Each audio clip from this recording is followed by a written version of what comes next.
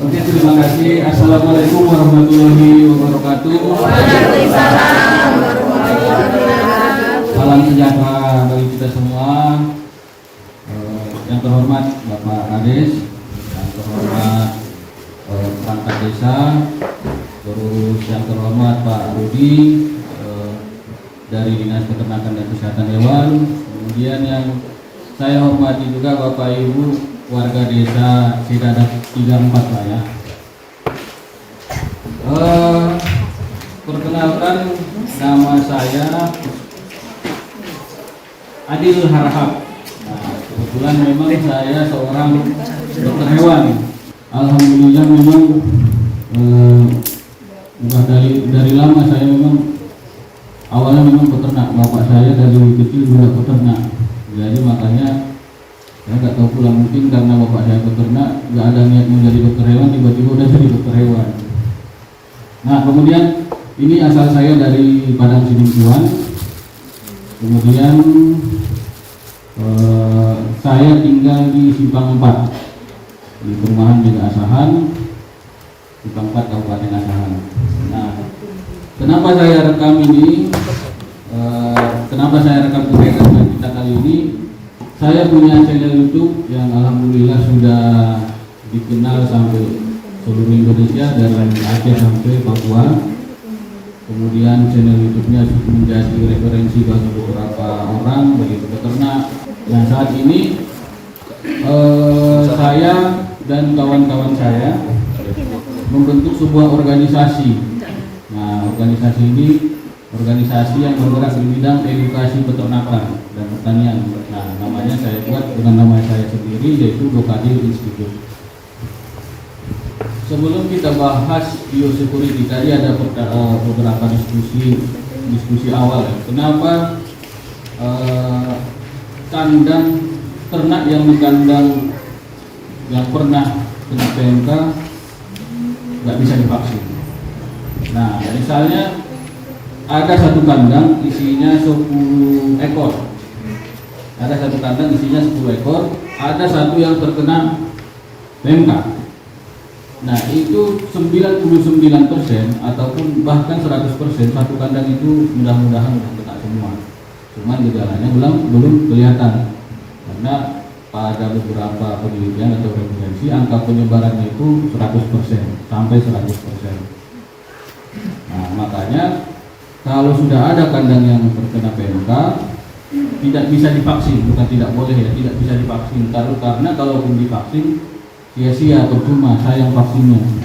Karena ternaknya sudah terkena PMK. Nah, makanya vaksin ini diprioritaskan ke ternak yang dipastikan tidak pernah di situ terjadi PMK dan dipastikan itu sehat. Itu dia.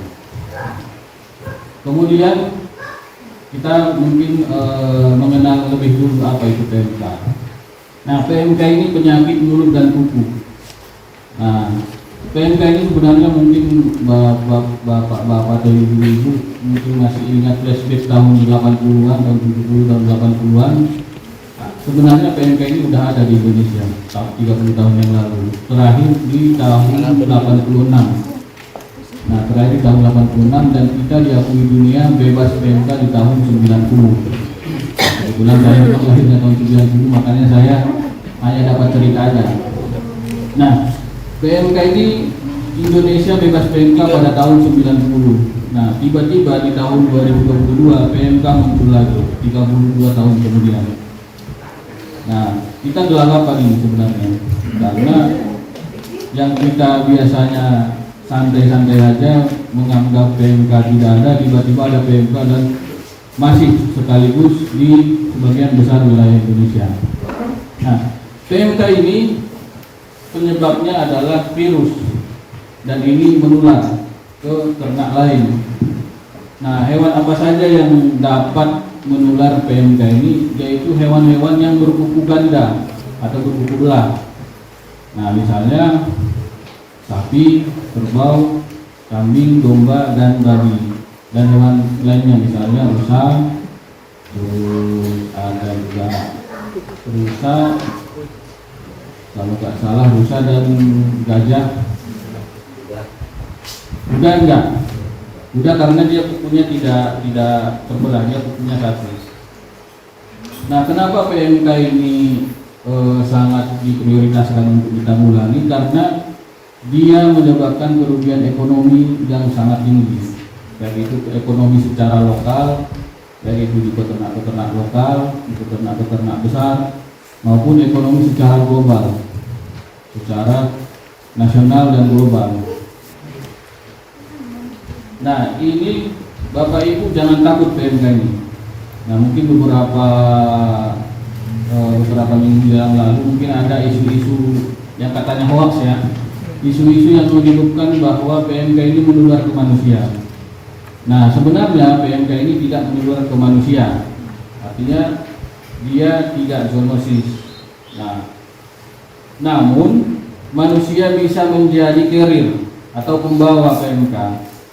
Misalnya Bapak A atau Pak Rudi berkunjung ke peternakan A yang terkena PMK. Pak Rudi tidak mandi dulu, tidak cuci tangan dulu, tidak ganti baju dulu, pindah ke kandang B. Nah, Pak Rudi di sini, ini Pak Rudi ya, saya udah Pak. Pak Rudi di sini membawa virus yang lengket di sepatunya, yang lengket di tangannya, yang lengket di bajunya, pindah ke kandang lain. Nah, pindah ke kandang lain inilah yang kita bahas pada pagi hari ini menjelang siang. Apa yang kita lakukan agar virus ini tidak menyebar atau tidak menular ke ternak lain. Nah, seperti yang saya sebutkan tadi, angka penyebarannya bisa hampir sampai 100%. Makanya saya bilang tadi, kalau ada satu kandang terkena PMK, bisa dibilang satu kandang itu sebenarnya sudah terkena PMK, hanya saja gejalanya tidak kelihatan. Nah, tapi jangan khawatir Bapak Ibu, angka kematiannya rendah. Nah, untuk Indonesia sendiri kemarin, apalagi untuk Indonesia dan Sumatera Utara, kemarin saya rapat di kantor gubernur. Kebetulan ada dari pusat BNPB, dari Kementerian Pertanian, dari provinsi juga ada, dan seluruh daerah di seluruh Sumatera Utara. Datanya itu menyebutkan bahwa angka kematiannya tidak hanya sekitar 1%. Artinya di sini Bapak Ibu jangan khawatir sama PMK ini. PMK ini bisa diobati. Nah, ini ada lagi cerita ini. Ada beberapa isu hoax ini, cakapnya kita bilang pengusaha nakal lah. Pengusaha nakal yang memprovokasi petani atau peternak seperti Bapak Ibu. Katanya PMK itu tidak bisa diobati lagi. Akhirnya dia provokasi peternak atau petani yang awalnya harga sapi sekitar 8 juta, 10 juta, 12 juta, harganya ditekan jadi 2 juta. Misalnya 2 juta, 3 juta. Akhirnya kan Bapak Ibu merugi. Padahal nyatanya PMK ini bisa diobati dan dagingnya pun bisa dimakan. Nah, gejala penyakit PMK, gejala umumnya itu dia demam, ternaknya ini demam, tidak nafsu makan, air liurnya banyak dan berbusa, kemudian ada lekuk atau kayak luka dia di gusi, di bibir, di lidah, terus ada lekuk atau luka juga di sela-sela kukunya ini, atau di belakang kukunya atau di sekitar kukunya. Atau pada kasus penyakit yang parah ini kukunya bisa lepas. Nah, untuk betina pada beberapa kejadian itu ada juga lekuk di kupingnya. Nah, itu makanya mungkin Bapak Ibu ada yang tahu penyakit mastitis. Nah, awal-awal PMK dipikir orang ada penyakit mastitis padahal PMK. Nah, tapi ada juga penyakit PMK dipikir orang mastitis. Nah, ini harus kita lihat dulu gejala secara keseluruhannya. Makanya kita bisa menetapkan ini PMK, ini mastitis. Nah, ini gambarnya nih. Mungkin saya presentasi yang saya bagi kemarin belum ada gambarnya Bapak Ibu. Ini tadi malam saya coba bantu cari gambar biar Bapak Ibu bisa lebih paham dan melihat langsung gejala-gejalanya. Ini gambar yang di atas. Ini ada musah di mulutnya, air liurnya berlebihan. Terus ada luka atau lesi di lidahnya, ini di bagian dalamnya, di gusinya. Terus ini ada luka di sela-sela kukunya ini, ada juga di belakang. Nah, pada kejadian yang parah bisa kukunya ini bisa lepas semua. Nah, untuk betina ada luka di putingnya, makanya kalau ada luka di putingnya ada infeksi. Susunya, produksi susunya jadi turun. Nah, produksi susu yang turun ini pada kejadian mastitis juga begitu, produksi susu juga turun. Nah, penularan PMK ini kita kategorikan atau kita coba kategorikan menjadi tiga cara, yaitu secara langsung, tidak langsung, dan melalui udara. Nah, antara kontak langsung ini terjadi antara ternak yang bersentuhan langsung atau berkontak langsung dengan ternak lain yang sehat.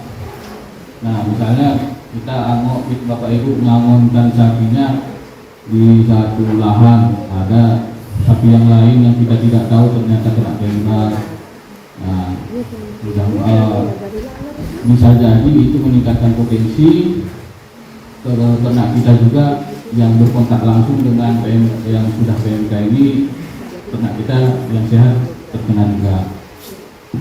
Nah, ada juga kontak tidak langsung. Ini melalui perantara, ada media perantaranya.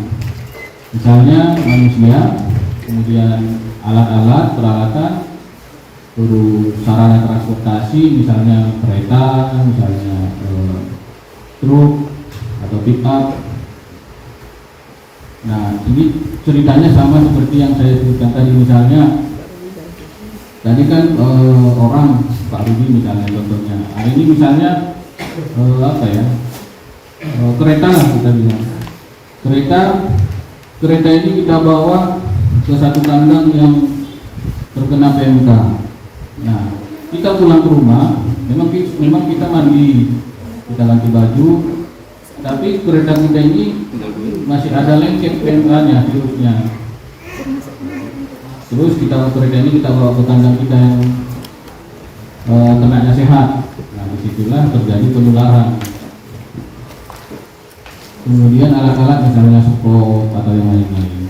Nah, kemudian penyebaran melalui udara. Mungkin di desa kita nggak ada yang ternak babi, Pak ya? Ada. Nah, sebenarnya yang kita khawatirkan sebenarnya jangan sampai terkena ke ternak babi, karena virus PMK ini kalau terkena ke ternak babi dia beramplifikasi, artinya dia berlipat ganda sampai 3.000 kali lipat. Nah, kalau dia sampai terkena ternak ke babi, dia bisa penyebarannya melalui udara. Dia kalau nggak salah bisa sampai 10 km penyebarannya. Makanya kita sangat wanti-wanti jangan sampai PMK ini terkena ke babi.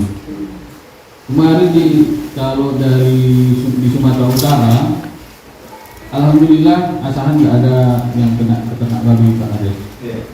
Yang terkena itu di kabupaten, infonya saya dapat, mudah-mudahan itu sudah sembuh. Dan itu pun dia terkena karena kandangnya sebelah-sebelahan dengan kandang sapi yang terkena PMK. Nah, kemudian ini cara mencegahnya. Kita kalau untuk pengobatan, mudah-mudahan itu kan kalau kita sudah terkena PMK. Nah, namanya kayak peribahasa, dibilang peribahasa, mencegah lebih baik daripada mengobati. Kalau kita bisa mencegah, ngapain kita mengobati? Nah, untuk itu ada dua pencegahan. Ada dua pencegahan Bapak Ibu yang bisa kita lakukan agar ternak kita tidak terkena PMK. Yang pertama vaksinasi. Vaksinasi mungkin Pak Rudi dan tim dari Dinas Peternakan Kesehatan Hewan juga sudah beberapa kali mensosialisasikan. Ataupun Bapak Ibu mungkin kita flashback lagi pas penyakit COVID. Nah, kita kan istilahnya semacam dipaksa untuk vaksin. Nah sebenarnya bagus itu Bapak Ibu. Nah kasusnya sama, kita bawa ke PMK ini kasusnya sama, caranya sama, yaitu kita vaksin yang sehat, ternak-ternakan sehat agar dia kebal sama virus PMK.